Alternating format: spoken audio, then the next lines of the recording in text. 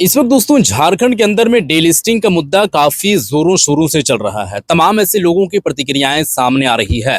कई सारे ऐसे आदिवासी संगठन के लोग हैं, समुदाय के लोग हैं, मतलब वर्गों में जो बटे हैं, भाग में जो बटे हैं, कोई सपोर्ट कर रहा है, कोई विरोध कर रहा है। इस बीच आदिवासी समाज से ताल्लुक रखने वाली डॉक्टर बसंती हेम्ब्रम, वो उनका बयान लोग सुनना चाहते हैं। मतलब कोई भी अगर वो बात करती हैं, जो भी देश के अंदर में या फिर राज्य के अंदर में मुद्दा चलता है, उस पर मुखरता के साथ बात करती हैं और सोच समझ करके बात करती हैं। आदिवासी समाज से ही ये है। और ये डीलिस्टिंग वाला मुद्दा जो अभी झारखंड के अंदर में चल रहा है, इसके बारे में वो बात करते नजर आई हैं। क्या उनके फेवर में बात बोली है, क्या उनके अगेंस्ट में बात बोली है, क्या कुछ है, मैं आप लोगों के सामने वीडियो प्ले करने वाला हूं। वीडियो में आप लोगों को दिखाने वाला हूं। इसी वीडियो के अंदर काफी ऐसे लोग होंगे जो कमेंट्स करेंगे। अब इनके सपोर्ट में भी काफी सारे लोग कमेंट करेंगे और इनके अगेंस्ट में भी काफी सारे लोग कमेंट करेंगे। लेकिन एज ए दर्शक जो आप वीडियो को देख रहे हैं, वो आपको बतानी है कि आखिर में इनका जो एक राय है, जो ये फैक्ट टू फैक्ट बातें कर रहे हैं, कर रही हैं, ये जो डीलिस्टिंग वाले मामले पर, वैसे कई सारे मामले पर और भी बात की है, लेकिन खास करके विशेष तौर पर जो तवज्जो इन्होंने डाली है वो डीलिस्टिंग वाला मामला है। कि देखिए, काफी सारे आदिवासी समाज के लोग धर्मांतरण करके दूसरे धर्मों में चले गए, यानी कि आदिवासी से कन्वर्ट होकर के दूसरे धर्मों में चले गए हैं। वो आदिवासी का लाभ अब वहां पर भी वो लोग ले रहे हैं। तो नाम यहाँ पर कटआउट होनी चाहिए, लिस्ट से नाम उन लोगों का सफाया होनी चाहिए, खास करके जो लाभ उनको मिल रही है उस बात करके। देखिए दोस्तों, इधर उधर की बातें नहीं करेंगे। सबसे पहले मैं आप लोगों के सामने वीडियो रखूंगा, पहले आप लोगों के सामने मैं वीडियो प्ले करूंगा। इस वीडियो को पहले आप लोग देख लीजिए, फिर मैं आगे की बातें करेंगे कि आखिर में क्या कुछ है। डॉक्टर बसंती हेम्ब्रम जो ये बातें की हैं डेलिस्टिंग वाले मामले पर, ये पहले आप लोग वीडियो देखिए, फिर मैं उसके बाद आगे की बातें करेंगे। वीडियो देखिए पहले आप। और आपने जिस तरह से कहा कि वनवासी और आदिवासी, तो सबसे पहले उसको डिफाइन करना चाहूंगी। देखिए, वनवासी जो है वन वन में कोई भी रहता हो, हाँ उसको आप वनवासी कह सकते हैं। जी। वो पूरी तरह से आदिवासी का जो डेफिनेशन है उसको नहीं पूरा करता। हाँ, हो सकता है आप मूलवासी हो लेकिन आप वन में रहते हैं तो भी आप वनवासी हैं। जी। आप प्रकृति पूजक हैं, आदिवासी हैं, तो भी अगर वन में रहते हैं तो वनवासी है। तो मतलब वो डिफरेंस नहीं कर पा रहा है। इसलिए आदिवासी को आदिवासी ही रहने दिया जाए, उसको वनवासी कह के संबोधित ना किया जाए। तो आप वनवासी हैं कि आदिवासी मैं हैं? आदिवासी हूँ। आदिवासी का क्या डेफिनेशन होता है? देखिए, आदिवासी सबसे पहले तो इसकी रूढ़िवादी जो प्रथा है वो है। हम्म, पूजा पद्धति रूढ़िवादी है पूरी तरह। दूसरा, प्रकृति पूजक है ये। ठीक है। और खेती बाड़ी, ये सारी चीजें हैं। ये आइसोलेटेड जगह में रहना पसंद करते हैं, खासकर जो पहाड़ी क्षेत्र हैं वो उनका फेवरेट जगह होता है। शहरीकरण तो अभी धीरे धीरे लोग आने लगे हैं जॉब वगैरह करने का, नहीं तो देखा जाएगा तो जो जितने भी पहले के गांव हैं, ग्रामीण इलाके हैं, सब उधर ही बसे हैं। मैडम डिटेल में बताइए, क्योंकि आदिवासी समुदाय का अपना कोई धर्म नहीं है, यानी धर्म कोड नहीं मिला है, इसलिए उसका धर्म कोड नहीं है। क्योंकि लोग सरना मानते हैं, अगर सरना मिल जाते तो लोग डाइवर्ट नहीं होते, कुछ लोग हिंदू में नहीं जाते या कुछ लोग क्रिश्चियनिटी में नहीं जाते हैं अगर रहता तो। आप ये बताइए कि डिलिस्टिंग का मांग चल रहा है जोरों से, डिलिस्टिंग होना चाहिए या नहीं होना चाहिए, और नहीं होना चाहिए तो क्यों नहीं होना चाहिए? देखिए, आप जानते हैं अनिल जी, 1951 में जब आम चुनाव हुआ था तो एक कॉलम हम लोग को मिला था आदिवासी का अलग से। जी। लेकिन बाद में ये हटा दिया गया, कांग्रेस गवर्नमेंट में फिर ये हटा दिया गया। उसके बाद अन्य कर दिया गया। हाँ। उसके बाद धीरे धीरे ये हुआ ना कि आदिवासी सारे कंफ्यूज हो गए। हाँ। कोई माइनॉरिटी वाला करने लगा, कोई हिंदू में, कोई अन्य में, जिसको जो मन किया सब इधर से उधर बटा गए। ठीक है। तो अब बात ऐसा है कि धीरे धीरे अब एजुकेशन बढ़ रहा है, तो अब लोग अलर्ट हो रहे हैं। तो डीलिस्टिंग, आपने पूछा कि डीलिस्टिंग होना चाहिए या नहीं होना चाहिए। नहीं होना चाहिए तो क्यों? हाँ। डीलिस्टिंग होना चाहिए, रीजन हम बता रहे हैं क्यों। जो भी डीलिस्टिंग का पहले शाब्दिक अर्थ यही हुआ कि जो सूचीबद्ध है अनुसूचित जनजाति में, जी। उस लिस्ट के तहत, उस लिस्ट के तहत, सूची के तहत वो सारे जो लोग हैं जो रूढ़िवादी धर्मांतरण कर चुके हैं, अपनी प्राकृतिक पूजा, रूढ़िवादी परंपरा, संस्कृति, ये सारे चीज को छोड़ चुके हैं, उसको उसमें से लिस्ट से हटा दिया जाए। और जैसे आप जानेंगे कि धर्मांतरण जो है मैक्सिमम आप देखेंगे आदिवासियों का ही हुआ है। जी। अलग अलग धर्म में भले लोग गए हों, लेकिन जो आदिवासी हैं मेनली वो क्रिश्चियनिटी में कन्वर्ट हुए हैं। अगर आप डाटा देखें तो मैं नहीं, इनकार नहीं। लोग कहते हैं कि गुमला साइड में मुस्लिम में भी कन्वर्ट हुए हैं, कुछ लोग हिंदू को भी मानते हैं। जी, मैं सहमत हूँ, लेकिन अगर हम यहाँ पे बात करेंगे ना प्रतिशत की, तो सबसे ज्यादा प्रतिशत आपको कन्वर्ट कन्वर्ट का जो है वो आपको क्रिश्चियनिटी में ही मिलेगी। अच्छा।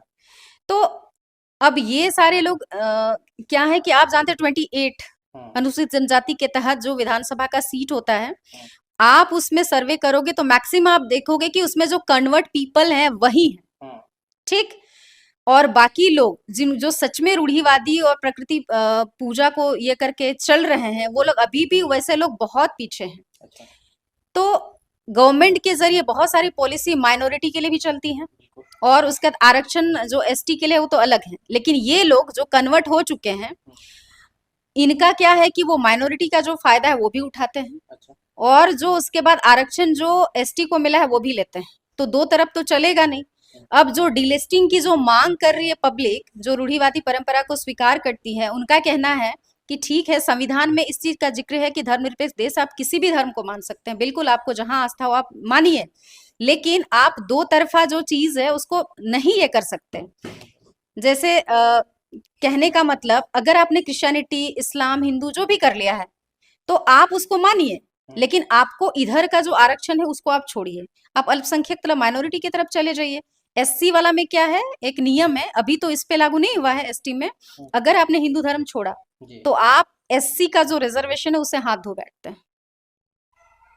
तो क्या लगता है मैडम, जिस प्रकार से अभी मुद्दा चल रहा है कि रिजर्वेशन को लेकर के, मेनली ये फोकस तो रिजर्वेशन पे ही है, क्योंकि लोग रिजर्वेशन के चलते ही लिस्टिंग और डिलिस्टिंग की बात कर रहे हैं। जी बिल्कुल, लोगों को ये डर है। अब जैसे जो डीलिस्टिंग का विरोध कर रहे हैं, उनका दर्द ये है कि भाई धर्म भले बदलेगा, जाति तो मेरी नहीं बदलेगी। हाँ, जाति तो वही रहेगा, वही मुद्दा चीज है। मुद्दा रहेगा। जाति तो मेरी नहीं बदलेगी। इनको डर है कि इससे आदिवासी समाज में फूट पड़ जाएगी, दो खेमा में बढ़ जाएगा, और राजनीतिक स्तर पे जो प्रतिनिधित्व 28 सीट का जो मिला है, फिर जातीय जनगणना होगी तो वो सीट ऑटोमेटिकली घट जाएगा, और जो हमारे सामाजिक मुद्दे हैं विधानसभा में रखने वाला कोई नहीं होगा, मतलब वो सीट घटेगी, हमारा पावर घटेगा, लोग ये सोच रहे हैं। तो मैं ये कहना चाहती हूँ कि ठीक है, आप जो कन्वर्ट हुए हैं तो 2 पीढ़ी से हुए होंगे ना, हाँ। या 3 ही पीढ़ी से हुए होंगे ना। 2 या 3 पीढ़ी हाँ से। बिल्कुल, उससे पहले तो आप नहीं थे। नहीं। अगर आपको अपना राजनीतिक प्रतिनिधित्व घटने का इतना डर है तो आप लोग घर वापसी करें ना, घर तो वापसी कर सकते हैं। लेकिन अगर आज हम डिलिस्टिंग का मांग नहीं उठाते हैं तो हमारी जो रूढ़िवादी परंपरा है, उसके अलावा प्रकृति पूजा है, या जो हमारे सिद्धांत है, रीति रिवाज है, संस्कृति है, वो विलुप्त हो जाएंगे अनिल जी, उसका हनन हो जाएगा। माना कि अधिकार उसमें हम थोड़ा राजनीतिक प्रतिनिधित्व में थोड़ा हम कॉम्प्रोमाइज करेंगे। तो जी हाँ दोस्तों, जैसे कि आप लोगों ने वीडियो तो देख लिए, अब इस वीडियो के अंदर में आपको कमेंट करनी है कि इनका बात आपको कैसा लगा। देखिए, ये सीधे तौर पर और निश्चित तौर पर ये बात करती नजर आई हैं कि देखिए, डेलिस्टिंग वाले मामले पर काफी सारे ऐसे लोग हैं जो डर रहे हैं कि मतलब हम लोगों का क्या होगा, लेकिन वही अगर दूसरे साइड के लोगों को देखेंगे तो वो लोग सपोर्ट कर रहे हैं, और वो लोग ये कह रहे हैं कि यहाँ पर डेलिस्टिंग होनी चाहिए। कारण यही है कि देखिए, काफी सारे हजारों की संख्या में यहाँ पर आदिवासी से कन्वर्ट होकर के और क्रिश्चियनिटी को वो अपना लिए हैं। काफी सारे लोग क्रिश्चियनिटी में गए हैं, काफी सारे लोग मुस्लिम में भी आए हैं, और काफी सारे लोग सनातन धर्म यानी कि हिंदू को भी अपनाए हैं। तो यहाँ पर ये जो रेशियो है, ये एक रेशियो कहेंगे आप, परसेंटेज में डिवाइड करेंगे तो 80 से 90% क्रिश्चियनिटी को वो अपनाए हैं। बाकी के जो बचे कुचे 10-15 लोग हैं, 10-15% वो हिंदू में भी गए हैं और मुस्लिम में भी गए हैं। तो काफ़ी कम के रेशियो में देखा गया है कि इसमें गए हैं। ज़्यादातर मैक्सिमम ऐसे जो है वो लोग आदिवासी से जो कन्वर्ट होकर के गए हैं वो क्रिश्चियनिटी में गए हैं। अब जहाँ पर भी गए हैं, मुद्दा वो नहीं है जहां पर भी गए हैं, लेकिन बात यहाँ पर दरअसल ये है कि वो लोग वहां पर गए हैं और लाभ यहाँ पर आदिवासियों का उठा रहा है। यानी कि पहले आदिवासी थे तो वो लोग थे और एसटी का उन लोगों का दर्जा मिला था और उस तरीके से उन लोगों को लाभ मिला था।